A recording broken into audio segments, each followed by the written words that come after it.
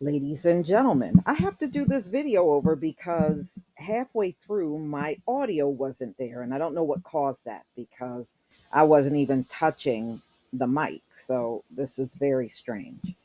But, ladies and gentlemen, there is a big concern about criminalizing abortion. And I want you to think back to the crack epidemic where they were literally policing the womb of Black women. And they were accusing Black women of abuse and also, um, if the baby was stillborn, they would charge the mother with murder. Some of you may remember that during the crack epidemic.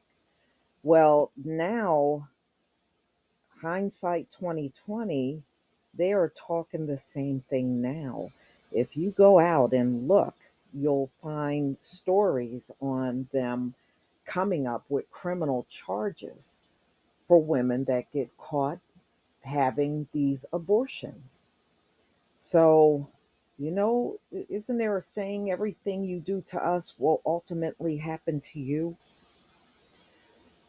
Well, I'm going to go ahead and play this audio for you from NPR. Roe versus Wade, abortion is already or soon will be illegal in more than half the country, which means pregnancy outcomes will be increasingly regulated not by healthcare professionals, but by law enforcement. NPR's Sandia Dirks reports.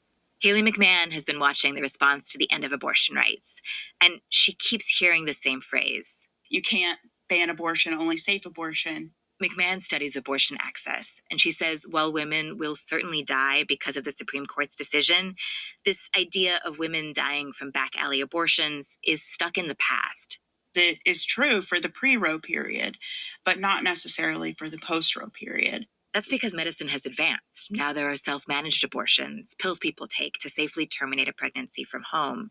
That's why she says the symbol of this moment is not wire hangers. The really significant concern is about the legal dangers of self-managed abortion. A more accurate symbol might be prison bars. Our country in the past 50 years has decided that the police state is the way to respond to public health crises, to mental health crises, to poverty. That's Dana Sussman with National Advocates for Pregnant Women, NAPW.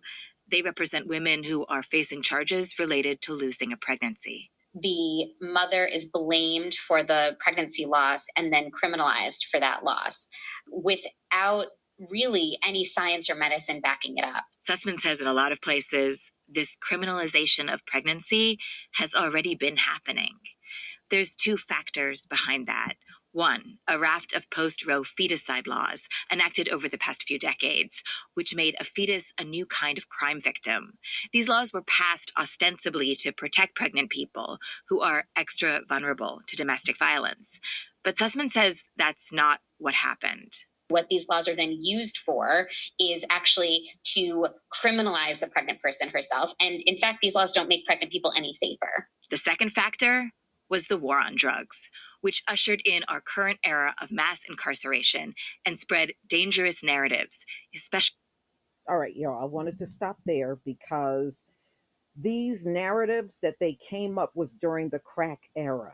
And many of it was based on just straight up lies that they made up on the Black community during the crack epidemic. And a lot of those lies fell on Black women. I'm going to go on. Especially about Black people, like the idea that Black women were giving birth to a generation of so-called crack babies, an entirely fictional racist myth. The first experiment in this area were primarily drug using Black women who were charged with crimes in relationship to their fetuses, child abuse, child neglect. They were charged when their babies were born healthy or when they lost the pregnancy from likely natural causes. UC Irvine law professor Michelle Goodwin, who wrote the book Policing the Womb, says it's not because Black women were using drugs at higher rates than white women. The result